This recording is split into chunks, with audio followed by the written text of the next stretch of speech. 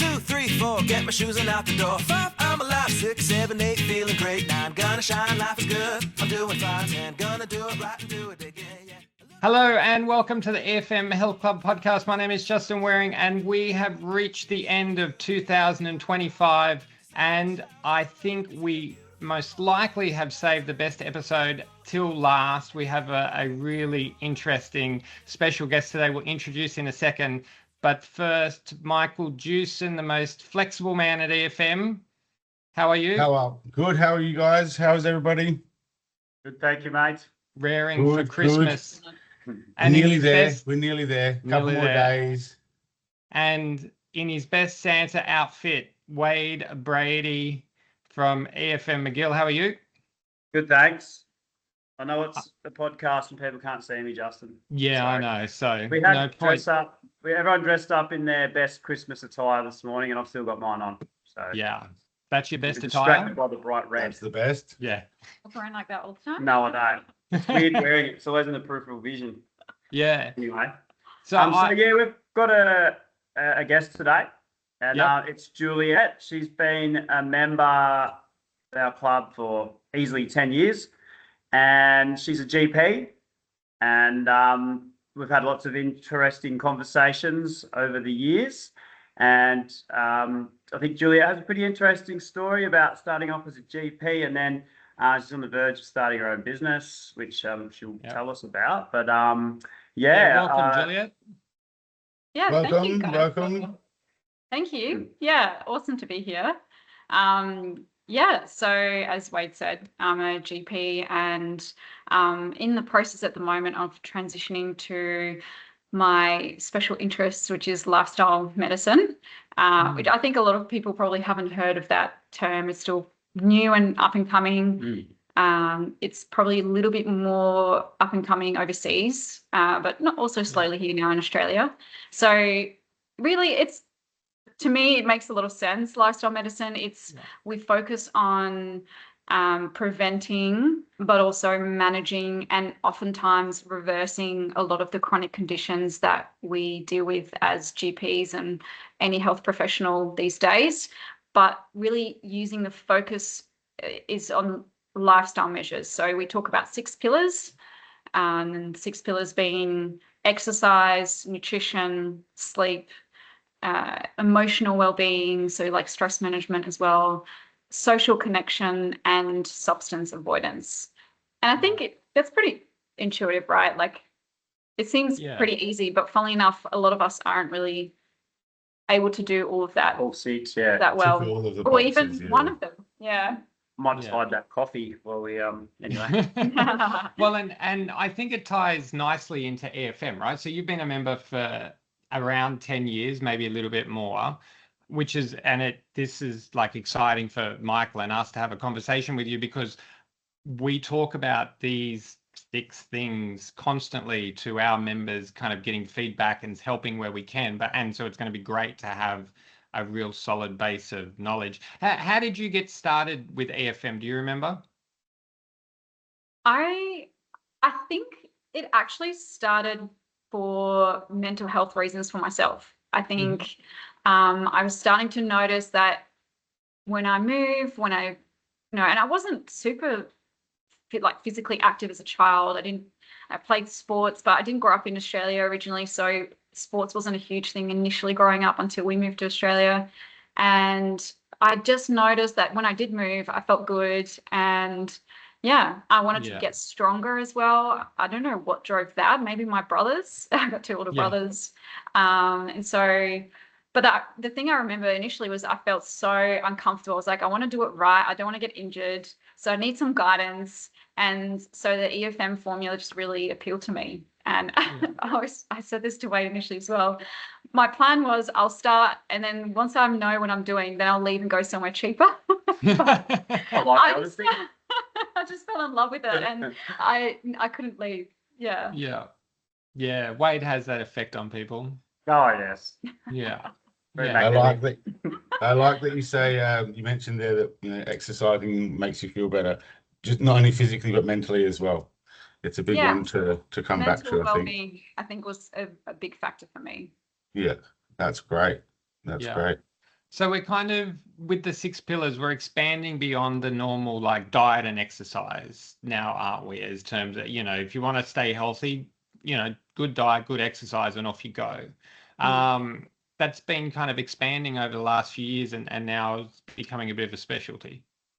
Yeah, absolutely. Well, because I think over the last, and it's actually been a lot longer than I realized, there's been a lot of research done looking into, what's driving these chronic conditions, particularly, number top 10 killers, things like heart disease, stroke, but also a lot of chronic conditions that people suffer with, like diabetes, overweight and obesity.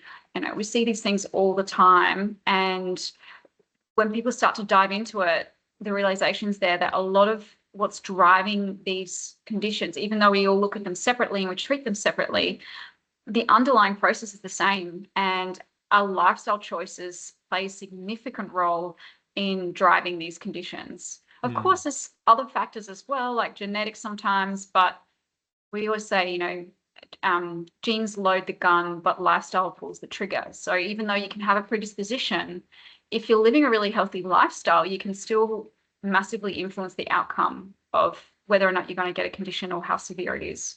Yeah.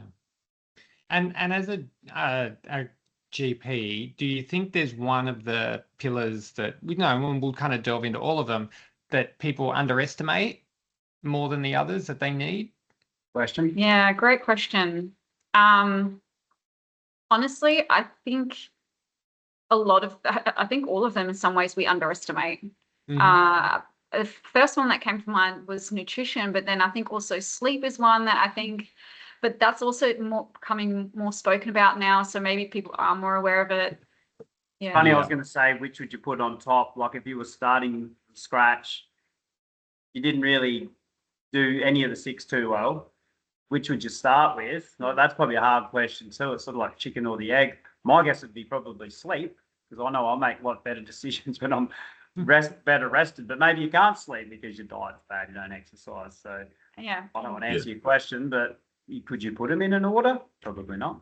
Maybe. And you brought up a really important point, which is that they're all interconnected. So, if you're not eating well, it's going to affect how well you sleep. And if you're not sleeping well, we know from studies it affects certain hormones like ghrelin and leptin, which is what, affects our appetite. So you're not going to eat as well. You're going to make poor eating decisions. So that's just one example of how they're all connected. So I don't think you can put, it would be difficult. I think You can't have one without the my other. temptation would be to say nutrition, but I think they're all super important and they're all going to affect each other. Yeah. So let's start at nutrition, say, because there's lots of constantly changing kind of media advice, do this, do that, there's a report, don't eat this, don't eat that. And I feel like people are just so overwhelmed with information that now they're confused. Yeah. And so if we were going to start down a process with nutrition, what would you say would be some of the overriding kind of beliefs that you have over, getting your nutrition in order? Yeah, and I just want to say I completely agree with you about the confusion. I think that's really important to emphasize. And I think it's also, I really sympathize with people because it is really hard to know what to believe. And one day you're hearing one fact and the next day it's completely the opposite. And I see this all the time. It is really confusing. And just to add to that factor, a lot of people will go to their GP or health professional for advice, but maybe what people don't realize is we don't get taught nutrition much at all during medical school. So That's a really good point. Yeah. I really think. I remember you telling me at the time, a day? I reckon we got less than that. I think you told me half a day. A few I hours. nearly fell over when you told me. And it was really basic stuff like learning about macronutrients and, advice to give when someone has iron deficiency, but not actually looking at some of these, like, as I mentioned before, these major chronic conditions that's causing so much suffering for so many people, how powerful nutrition can be in some of those conditions. Like diabetes is an amazing example where I remember when I went through medical school, I got taught once someone has diabetes, they have it for life. they're going to be on medication for life, and that's that. And that is, it takes away so much hope for an individual. Oh. Yet now there's so much research showing that's not the case, and you can reverse diabetes a lot of the time. People can come off the medication, so it provides so much hope, I think. Anyway, I've diverged a little bit. So in terms of basic nutrition principles, I think one of the key principles is eating, and I think again it's intuitive, eating more whole foods. So avoiding processed foods. So, anything, often things that come in a package, because of two reasons. One, because we are taking away a lot of the good things. So as soon as we're processing a food, we're taking away fiber, phytonutrients, all these really healthy things that we want. But often we're also adding in things we don't want. So lots of, salt, oil, sugar, and these are the things that make them really tasty and, kick up our dopamine response and make us addicted to the food. So, as a basic principle, I'd say we want to try and eat more whole foods. Then there's all the numbers as well, which you don't get in whole food. Lucky colours and stuff. Totally. Yeah. Completely unnatural. Yeah. And even things like they used to add trans fats to food. And then we find out later on that, oh, wait, this can be potentially cancer promoting. So there's things like that where if you're eating a food the way that you would have found it in nature, then that's already going to be a lot better, a lot more health promoting. Yeah. And then again, looking at the data, I don't know, have you guys heard of the blue zones? Mm-hmm. Yeah, so the blue zones, they're areas that they did research looking at pockets around the world where people are the most condensed population that would live to at least 100 years old. So people that live the longest, and not only that, they're also the healthiest, so the longest disease-free. Yeah. And they then kind of tried to figure out what do they have in common. And a lot of what I've just been talking about, those 6 pillars, came up in that research.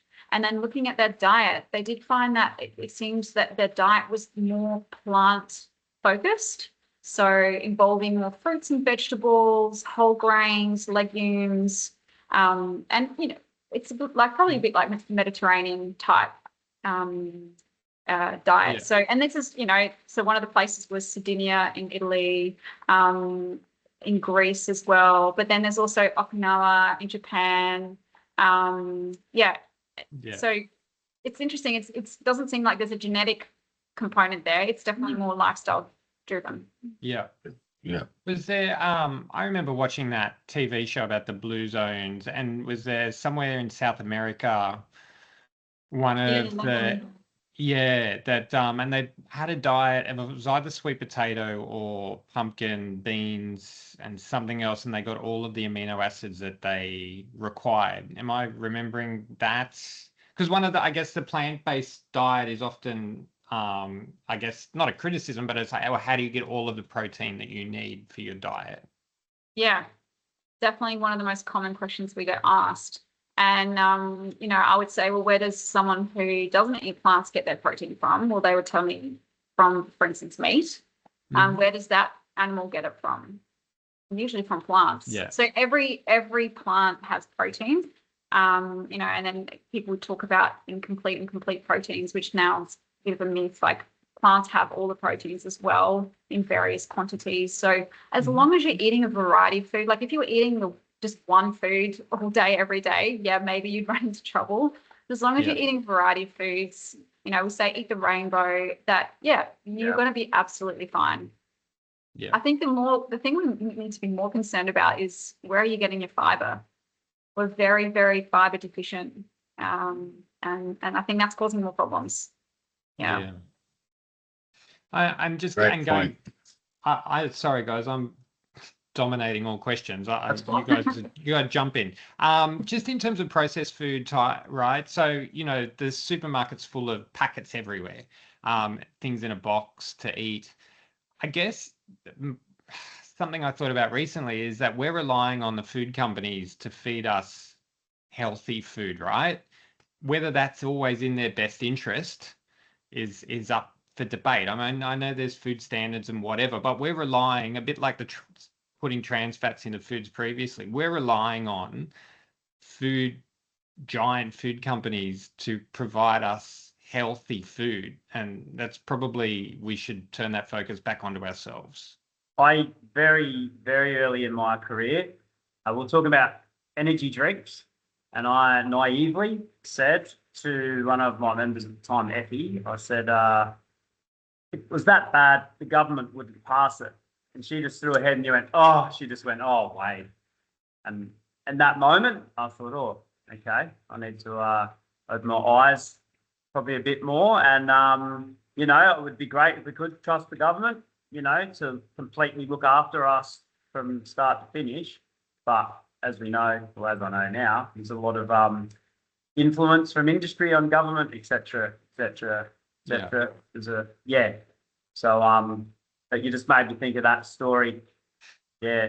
And, the government's, you got to take your own, as you said, you got to be responsible for yourself. There's a lot of information out there. You can get the right information, and then the confusion stuff can come into it too. And we can overcomplicate a lot before, when you were talking about getting back to basics and eating how people would have eaten hundreds of years ago. And then my brain's sort of like, but there's not as much nutrients in the soil, so the food's not as good as it used to be. But that's probably just a really little around the edge factor. Yeah. You know what I mean? Like, that's, again, forget about that. That's not really a thing. Yeah, it's like people will ask me, but like, do I need to eat organic, or do I need to eat local, this or that? There's always obviously little tweaks that you can make, but the bigger picture is way more important. Like, you're going to get most bang for your buck just eating whole foods and including lots of plant foods as well.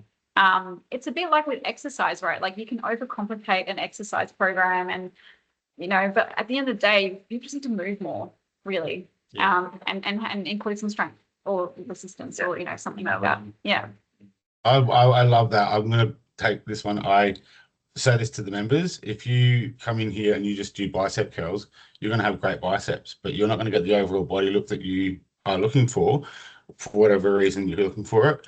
Same with food. If you are eating one food, you're going to have one thing maybe happening, and it might not be a good thing. You got to have the variety. And it's really simple. I mean, obviously there's different places do different things, like we we're talking about the blue zones. Okinawa, there's a lot of seaweed involved in the food over there, and whole foods. I'm not vegetarian, so I'm not going to say, take the meat out, but there's a lot of, as I love what you said too, there's a lot of protein in meat in vegetables as well. So people think, how does a vegetarian get their protein? It's in a lot of the vegetables out there too. So it's a variety of everything. You just got to have a bit of everything. Same with exercise. Yeah. I think the bull, when someone was trying to convince me of this one day, and they said, have you ever seen a bull, or like a big red kangaroo, and they're muscle on top of muscle, and they eat plants? So it makes me wonder if some of the information that we're told is wrong, like the amount of protein per 100 grams or whatever. Like, that'd be my guess. It's not exactly. Yeah, they're now putting that into question a bit more as well, where those normal values come from. And it's not just protein, it's other things as well that, those normal values are not exactly always based on good research. So, like, I think peanut butter's one that's recently been added to the list for high in protein. I guess once upon a time, I didn't really think of, most people probably didn't think of that as one of the things that's high in protein. So it just makes me wonder what's next, like maybe it's more legumes are higher in protein than we realise. It'd be interesting to watch as time goes on. Mars bars will be high in protein soon too. Well, they will be that'll say it on the packet. Exactly. Yeah. Should we move on to another one? Yeah. Do you guys want to bring up sleep next? Yeah, go away. Sleep a big one for me. Well, I'll just speaking to Juliette and Jim in the club. She said she could talk about sleep all day, so we better not leave it to the end. We might run out of time. So, but I think when I'm well slept, I'll feel way more like exercising, and I make better food choices. But when I'm dog tired, I'll skip the workout, go home, and just start eating chips while I'm waiting for the pan to heat up. So I think that's a good place to go next. Sleep. Yeah, I mean, it's so important, and I certainly underestimated it for a long time. I can think of countless of years, staying late, doing often studying in med school and other things.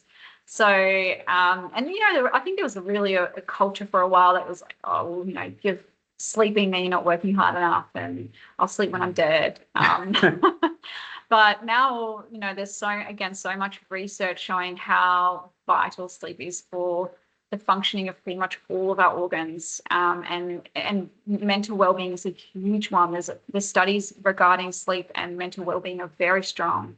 So, and I think I always think back to I can't believe we weren't taught this in medical school, because I think the amount of, especially as a GP, patients that I see with mental health issues, and I doubt many of us would think about screening for sleep or sleep problems and talking about sleep. Where it's such an important thing. But there's been studies that have shown it can significantly reduce our risk of heart disease, stroke, diabetes. It's really important for our appetite management. So it shows that we see that people generally can manage their weight better when they're better slept. It's really important for our immune function. There's been links to certain reduction in cancers when you're sleeping better. Honestly, the list just goes on. When your body's healing, like the gym, you break your muscles down. A lot of the healing process happens in sleep. Definitely, yeah. I mean, and studies have shown athletic performance is so much better with better sleep as well.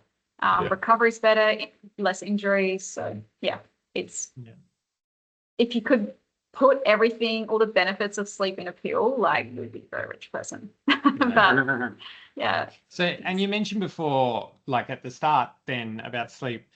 So you're kind of people burn the candles at both ends. If someone's working and studying, so my wife just finished uni, so she's working full time and doing a master's, and there's not enough hours in the day. So it was always a discussion, do I go to bed early and get up early to try, because I've got to get the work done, or do I stay up late and maybe sleep in a little bit? Is there something, and I'm assuming there's lots of people out there going, well, I'm just flat out, I don't know what to do. Is there a better option? Do you go to bed early and get sleep before midnight, or do you just keep going through the night and try and sleep in the next morning? Is there one better than the other?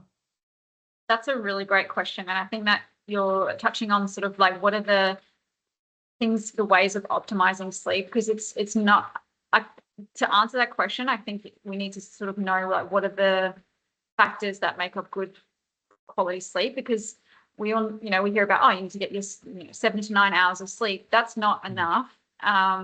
It's also about, that's quantity. It's also about quality and regularity. We're seeing now regularity is super, super important. So let's regularity of go to bed, get up, or the amount. Going to bed and getting up at the same time every day. Yeah. So that's got to do with our circadian rhythm. And our circadian rhythm, it's sort of like our master clock. And I talk to people and I still say it's a bit like the conductor of an orchestra.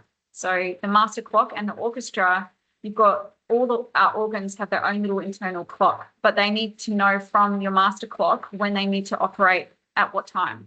So, and that master clock is primarily set by daylight. So if we see the moment we wake up in the morning and we get daylight exposure, generally daylight, you can also get it from artificial light, but it's better at daylight.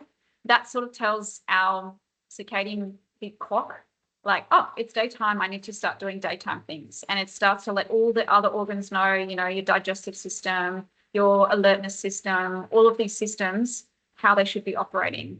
And it also sets you up for sleep that night already. So that's why regularity is one of those really important factors. They say potentially even more important than quantity.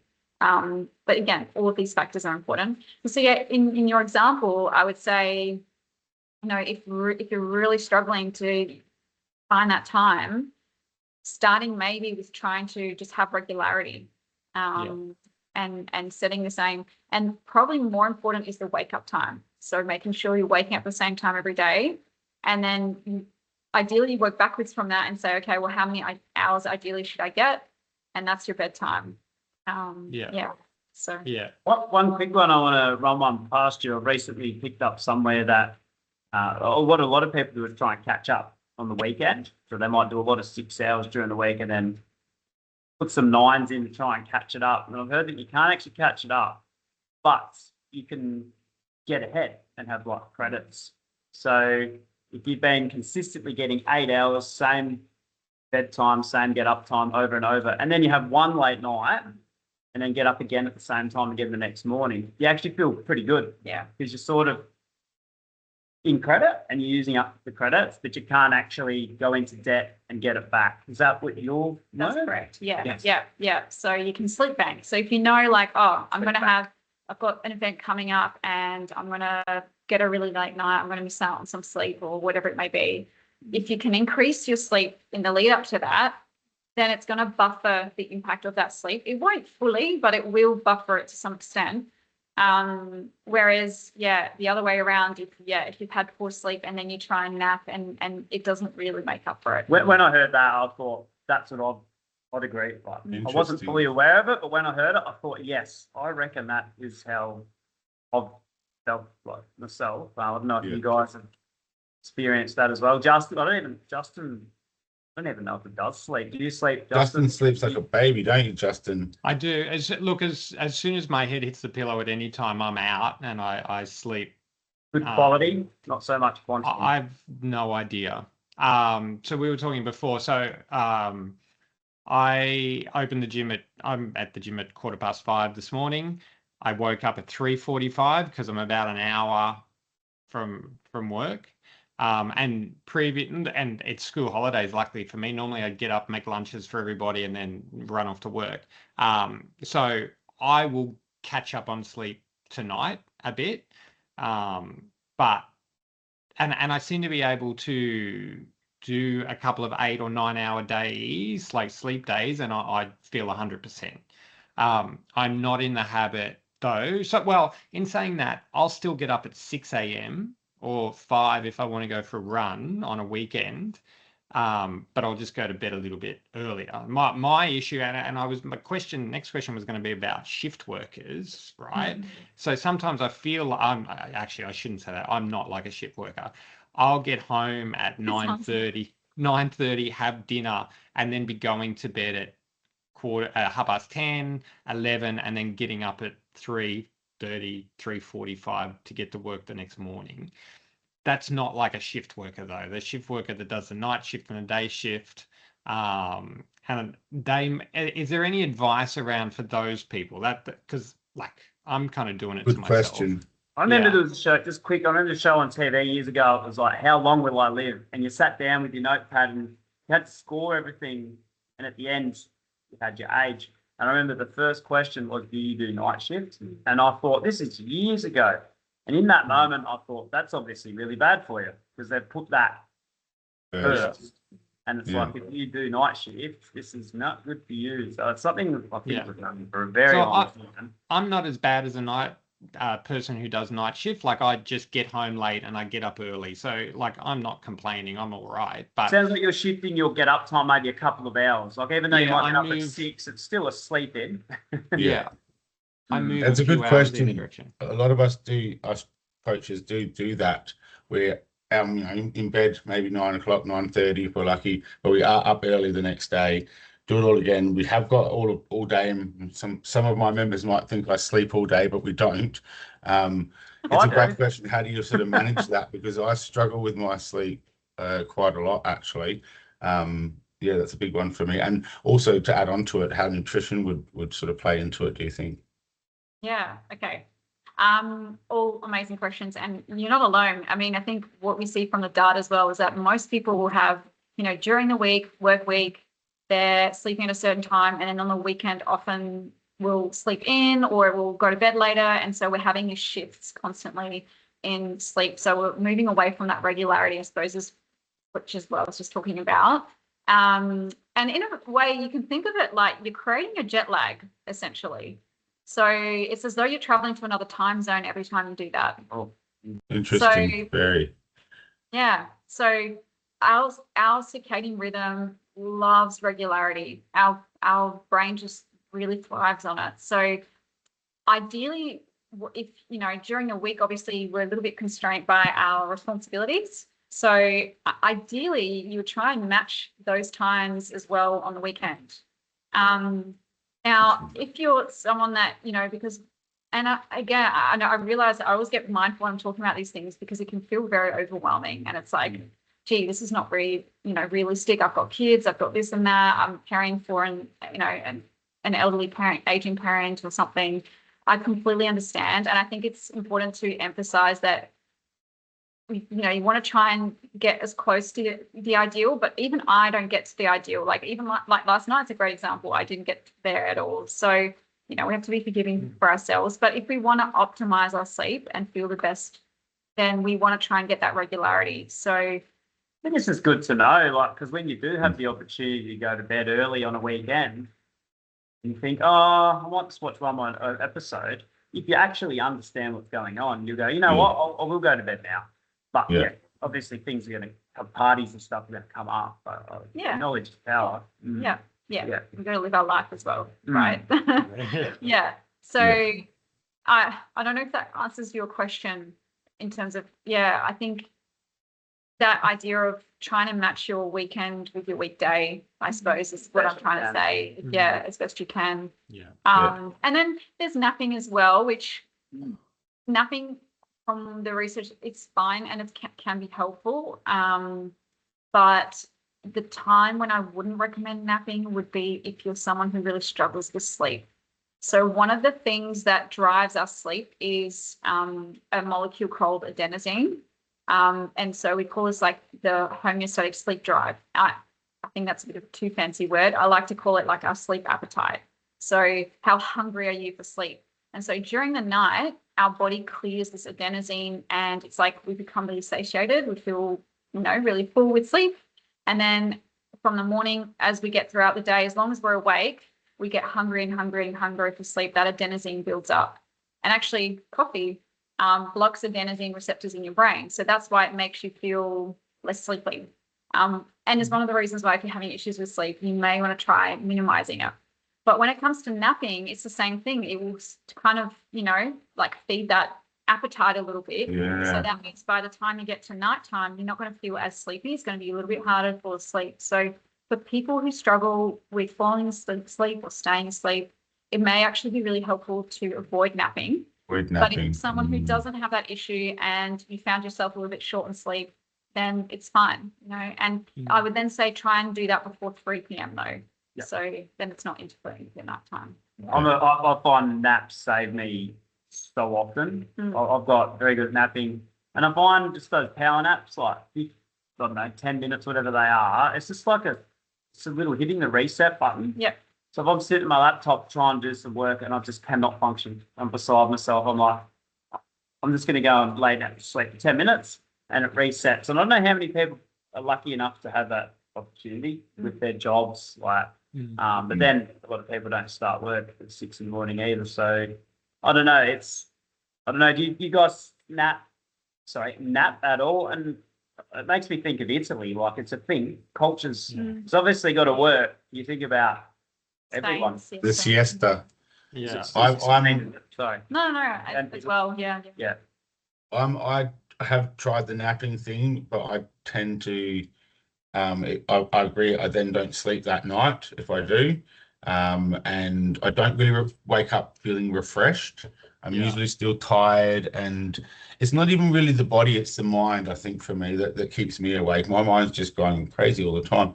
So by the end of the day, I'm sort of finding it hard to settle. So napping doesn't really help. Although I want to, I feel like I do want to. I try not to. Would you put a lot of, I don't know, like they say no blue screens, like don't do all these things before bed. Do you put a lot of emphasis on those types of things? Yeah, so we kind of package that into what we call sleep hygiene. So, and that can actually be really helpful, particularly people who struggle with sleep, but even just in general. And it's got to do again with what drives our circadian rhythm. You may have heard of melatonin, the hormone, which is like our nighttime hormone. So that signals we're supposed to be doing nighttime things. It's not a sleep hormone. I think sometimes people think it calls us to sleep. It doesn't. It's a signal for nighttime. So having lights at night. Just recently, there was a study I think that kind of went against the blue light thing. It's probably more of how bright the light is. Those things can then minimize how much melatonin we make, and therefore, again, it's a signal to our brain to say it's still daytime. So I'm still supposed to be doing daytime things. So for that reason, dimming the lights. What I now have gotten in the habit of doing, when I see it getting dark outside, I start dimming my lights at home, and particularly overhead lights. It's okay to use things a bit lower down, particularly if it's got like a red hue to it. That doesn't seem to trigger the same signals. So that can just help to already start signaling to your brain, I'm winding down. It's time to slowly ease into the nighttime things. Yeah. Interesting. And there's, even as kids, we really try and structure this bedtime routine where you maybe have a bath, read a book, and then or brush your teeth, and then go to bed. Because we know our kids thrive on that routine. Yeah. For some reason, we think we're different. Yeah, and as adults, like we see that as well. Having a bit of a routine can really help. And there's environmental things too, like making sure your bedroom is nice and cool. Our body temperature has to drop by about 1 degree to fall asleep. So if you're in a warm environment, that's going to be harder. Making sure it's dark enough. Yeah, not too loud or noises that are going to wake you up. It's all pretty. What time would you cut off coffee? I know you got a decaf. Yeah. Coffee generally around noon is probably the best. Caffeine's got quite a long half-life, so you'll still be in your system at night. Well, one quick personal question I find, and Mike, I've got a feeling you might have been going down this path. I get to about mid-morning, 3 o'clock, and my last couple of hours of quality of sleep, it's like I've had enough to start my brain. I've had enough sleep for my brain to get active now, and I can't sleep the best for the last couple of hours, and I don't wake up feeling refreshed very often. Could that be the late coffee? It could be a whole magnitude of things, I think. But like sometimes I've got up and actually started doing stuff and then gone back and had a half an hour. I don't know. I've tried all sorts of different things, but is that a common one? I get to sleep fine, but that 3 in the morning? Mm-hmm. Yep. Yeah, absolutely. And there can be many reasons for that. And Mike, what you described as well, that, the racing thoughts at night, often nighttime when we're in bed and it's quiet and there's no distraction, that's the perfect time for our brain to start analyzing everything and to think, which is not the ideal time when you want to try and fall asleep. And it's a really common thing. One thing I probably do want to touch on before I forget, which is related to that, that can help in those sort of scenarios. We talk about you want to try and create an association with your bed as being a place of sleep. So again, our brain really likes to associate with things.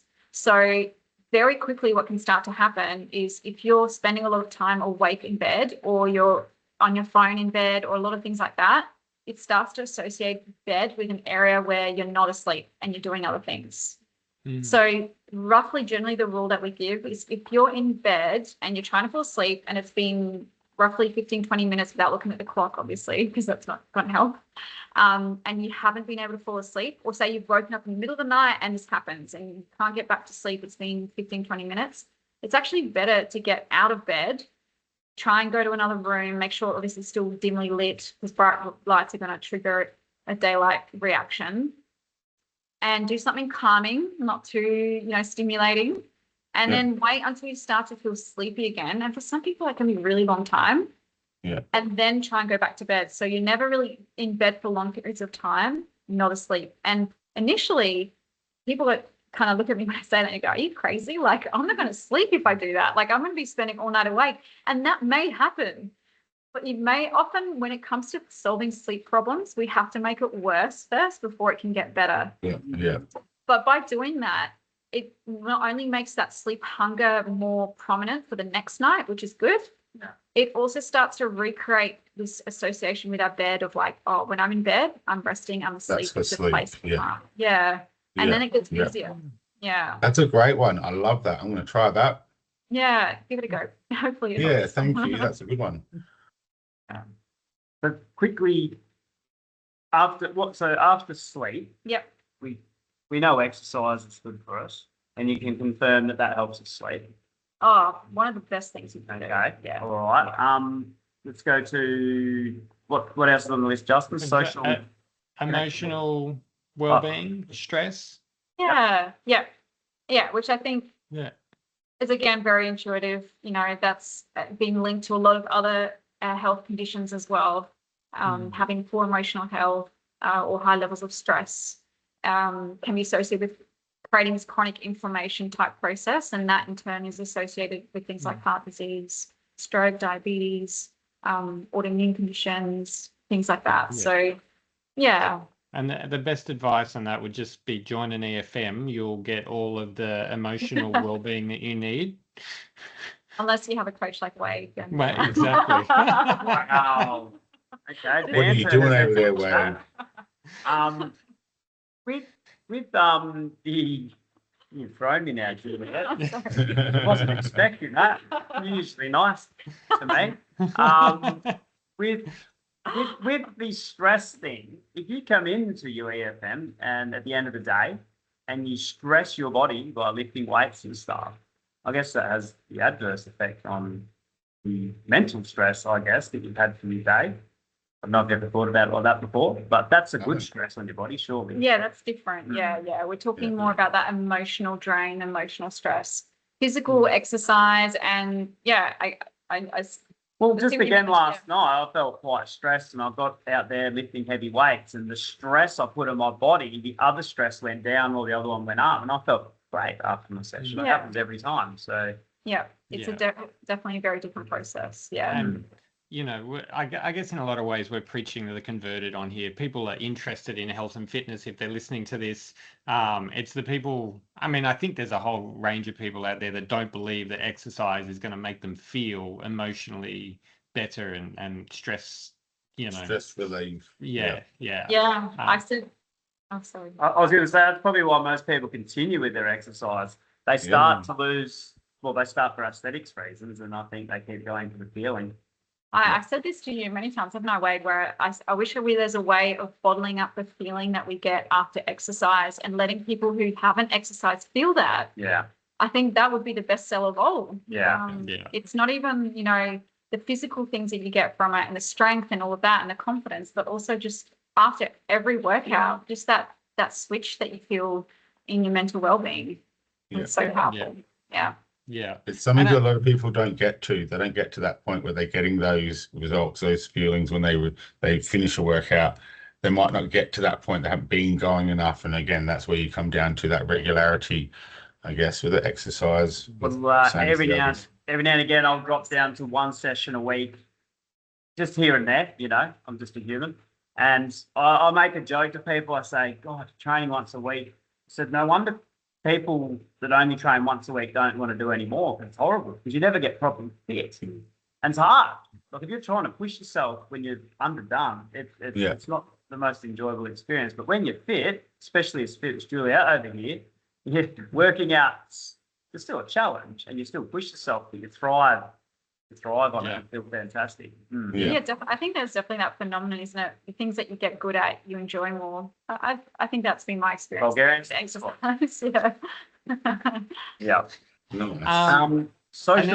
Social connection, and then substance avoidance are our last two pillars. So I think social connection, this is something that has obviously drastically changed since social media especially, and our devices. And even though the idea was it was going to connect us more, I think in reality, in a lot of ways, it has made us more disconnected. I agree. The sales pitch will connect us more. I think the people that put it in front of us realise there's $1 to be made. If I could be a cynic for a second, sorry. Yeah, I think I like that too a little bit. No, that's true. That real connection, that deep connection that we feel with people, and that you feel seen, you feel heard. And I think this is often also why part of the reason why religious communities would do so well health-wise is also they have that real community, that sense of connection. Now we see this in certain cultures as well, families living really close together. That it is again shown in research how important that is, not just for our mental well-being, but our physical well-being. Like this again can reduce the risk of heart disease, certain cancers. Like I'm going to sound like a broken record by the end of this, but it's just true. Like it really has a profound effect. Like pets. Yeah. I guess that's like a social connection in a way. Yeah, that's a form. Yeah. You've probably all heard of like how elderly people might be stuck at home or living on their own, and a pet can really change their outlook on life and their health. Yeah, but I also do think that we all do need a human connection as well. Yeah. To that. Yeah. It's an interesting topic with the kids being brought up these days with that type of connection instead of the connection. I mean, we're online now, but a lot of us remember the days of not having those phones and being able to go and see a friend. And if you made that commitment with a friend, you couldn't text them halfway through the journey to say, "Oh, I'm going to be late." You just had to be there. And if you were late, you were late. A lot of the kids these days don't know that time, and that they have a different connection, a different sense of connection. I think that's something to understand. And I don't agree with it. I think it's a problem that they don't know how to connect in the same way that we do. Unfortunately, I think the world's shaped these days that they don't have to, and that's probably another big problem. Government, puts it out there, but they've got the product out there that's continuing to happen. So the kids are just following it. They're doing it because they can. It's out there. Yeah. As long as we have social media, I think we're too connected, I would say. Yeah. And also, as we spoke about before, that other pillars that we, for instance, sleep, there's studies that have shown people who have less sleep, they then have a higher desire to be by themselves, or less desire to go and seek out connection. So, I don't want to put all the blame on social media, but I think it is a big factor in why we're seeing such a spike in people reporting loneliness. Yeah. And finally, substance abuse. What are we including coffee in substance abuse? I hope not. I think the focus is more on, so the idea is avoiding harmful substances. And I would say coffee is not necessary. I don't know that we can say that it's harmful. And dose makes the poison as well, right? So we always have to think about that too. It's more talking about other substances. Tobacco would be the most obvious one. We know that that's not good for us. So it's more talking about that, and drug use, alcohol. Unfortunately, I mean, now the more recent data coming out, WHO as well, saying that there's no safe amount. Those guidelines seem to keep changing forever. Like it was definitely more lenient back in the day, and now it's just getting less and less, and it seems to be that there is no safe amount. So as hard as it is to hear that. So and the prevalence of vaping too now. I'm seeing more and more people. I don't know how they get them, but vapes. Which again, has its whole other range of problems, potentially lung problems, particularly in young people as well. They're not meant to be doing these things, I think. I heard the other day that there's more smokers in the world than ever today, because the smoking companies have got into third world countries. Oh, I see. And their education is where ours used to be, I think. So. That's interesting. Interesting. So there are 6 pillars, or should be pretty easy from here. Piece of cake. So I think Juliette should just give her new little business a plug, which is not up and running yet, is it? I guess you can still consult next year, hopefully. Next year, it'll be up and running. It's got the name and the logo organised. So what's it called? Is this? Oh, we should have confidential. Should plan this way. When I launch it, I will. You can keep us waiting. So there you go. Something to surprise. Have you got any? Do you have any? Well, social media. Can we find you anywhere? Do you put out information or anything like that?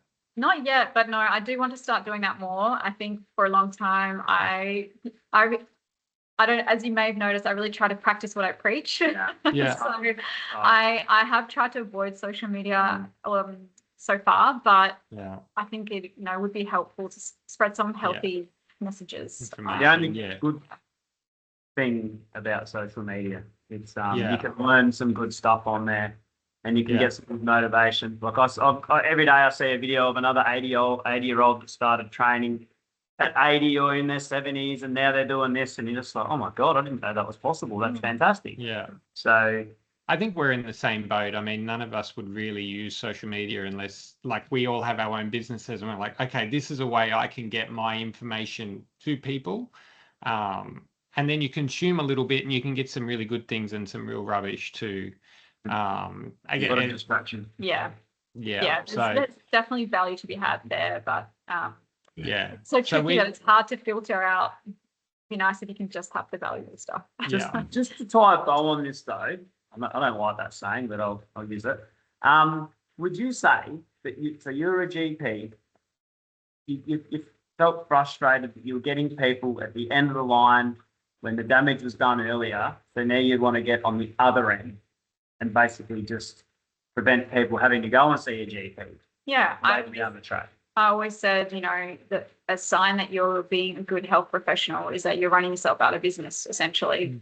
And what amazed me as I've been going down this path, I do a lot of talks now related to lifestyle medicine. It amazes me actually still how little people know about some of these ins and outs. But then at the same time, I think back and I'm like, actually, I also did know, and I did get to med school, so it makes a lot of sense. And I think it's a shame because it's not just about, a lot of times I think people assume it's about living longer. Yeah. Of course, that's nice. No one wants to die prematurely. But for me, it's more about the quality of your life. Like I try and always boil it back down to what really matters to you. Like what are you living for? And often people say things like, no, it's your family. It's spending time with your kids. It's being able to do something that you're passionate about. It's, things like that. But if your health is not, if you're unhealthy or you've got a condition or something, it very quickly becomes hard to do those things. And that's why I think that's where my passion comes from. Like, well, I guess your living stops. You're still alive, but your living life is stopped. Yeah, it's like I want people to be healthy so they can do the things that matter. And at the end of the day, actually, it's really simple. It's the lifestyle things we just have to get right. We live in a world now that it is harder because we're so busy and all this, competing demands to perhaps make it work. But it's possible. When you do, I think, and this is what I saw in my GP practice, when I had the possibility to get someone to change their lifestyle, the effects on their life were so profound. And often the thing that they originally came in for, like I will never forget this lady, she was initially came to me for weight loss, and we started slowly addressing different lifestyle factors. Funnily enough, her weight loss didn't happen that drastically, quickly, because it doesn't. But all these other things started to change, like aches and pains that started to go away, having more energy, being able to sleep better. She was connecting better. She was starting to socialize more. And the overall quality of life just was such a phenomenal change. And all of a sudden, this goal of weight loss wasn't that important anymore anyway. So you got a bit more job satisfaction. Great example. You got a bit more job satisfaction out of that than writing a script, I guess. Yeah. Okay. Cool. Yes. So it would be a good idea for everyone listening and everyone out there to really go have a look at those pillars and see where they factor into their lives and which ones maybe they are stronger and which ones need improvement. And would you agree? You would agree? Absolutely, yeah. And I would say start with one small thing. One thing, yeah. When you look at assessing all those 6 pillars, if there's one thing that stands out, you think, I think I can do that. Start with that. Don't be afraid to ask for help, because there's so many people that look after these 6 all at once or independently. Yeah. And, vulnerability is a superpower. Like if you're too proud to ask for help, well, you can do it on your own, but it might take longer and you're a lot harder. Yeah. You want to set yourself up for success. So, all right. Excellent. Thanks, Juliette. Juliette. Given your business and social media career and YouTube stardom is coming, we can say we launched your career and business. So we'll be happy with that. Thank you. Yeah. Good one. All right. Well, that'll do us for today and for 2025. It's been a long year.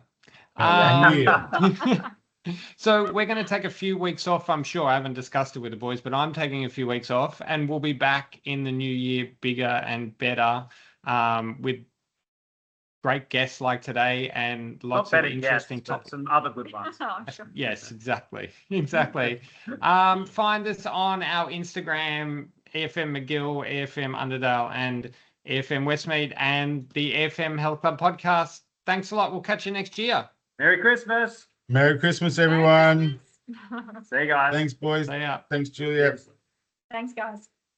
1, 2, 3, 4, get my shoes and out the door. 5, I'm alive. 6, 7, 8, feeling great. 9, gonna shine, life is good. I'm doing fine. 10, gonna do it right and do it again, yeah. I look into the sky with all the beautiful color, but there's more than just for me, so gonna share it with another. I got to show, to give, let out. I want to sing and shout. Take a look and see a beautiful morning that turns into a beautiful evening, and together make a beautiful life. And if you wanna see, then come along with me, that's right. And if you want a good tomorrow, it's pretty simple, got a final life to follow. And if you do, you have a future real bright. And it's a combination of consistency, come on.